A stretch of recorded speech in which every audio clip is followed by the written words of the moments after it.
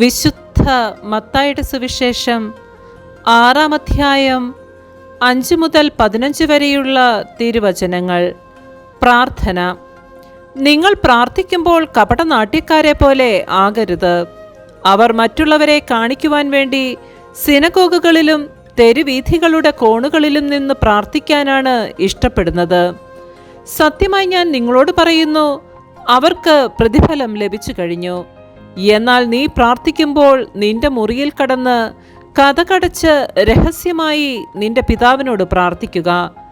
രഹസ്യങ്ങൾ അറിയുന്ന പിതാവ് നിനക്ക് പ്രതിഫലം നൽകും. പ്രാർത്ഥിക്കുമ്പോൾ വിജാതീയരെ പോലെ നിങ്ങൾ അതിഭാഷണം ചെയ്യരുത്. അതിഭാഷണം വഴി തങ്ങളുടെ പ്രാർത്ഥന കേൾക്കുമെന്ന് അവർ കരുതുന്നു. നിങ്ങൾ അവരെ പോലെ ആകരുത്. നിങ്ങൾ ചോദിക്കുന്നതിന് മുമ്പ് തന്നെ നിങ്ങളുടെ ആവശ്യം നിങ്ങളുടെ പിതാവ് അറിയുന്നു. നിങ്ങൾ ഇപ്രകാരം പ്രാർത്ഥിക്കുവിൻ: സ്വർഗസ്ഥനായ ഞങ്ങളുടെ പിതാവേ, അങ്ങയുടെ നാമം പൂജിതമാകണമേ, അങ്ങയുടെ രാജ്യം വരണമേ, അങ്ങയുടെ ഹിതം സ്വർഗത്തിലെ പോലെ ഭൂമിയിലുമാകണമേ. അന്നന്നു വേണ്ട ആഹാരം ഇന്ന് ഞങ്ങൾക്ക് നൽകണമേ. ഞങ്ങളുടെ കടക്കാരോട് ഞങ്ങൾ ക്ഷമിച്ചതുപോലെ ഞങ്ങളുടെ കടങ്ങൾ ഞങ്ങളോടും ക്ഷമിക്കണമേ.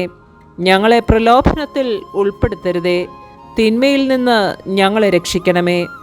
മറ്റുള്ളവരുടെ തെറ്റുകൾ നിങ്ങൾ ക്ഷമിക്കുമെങ്കിൽ സ്വർഗസ്ഥനായ നിങ്ങളുടെ പിതാവ് നിങ്ങളോടും ക്ഷമിക്കും. മറ്റുള്ളവരോട് നിങ്ങൾ ക്ഷമിക്കുകയില്ലെങ്കിൽ നിങ്ങളുടെ പിതാവ് നിങ്ങളുടെ തെറ്റുകളും ക്ഷമിക്കുകയില്ല.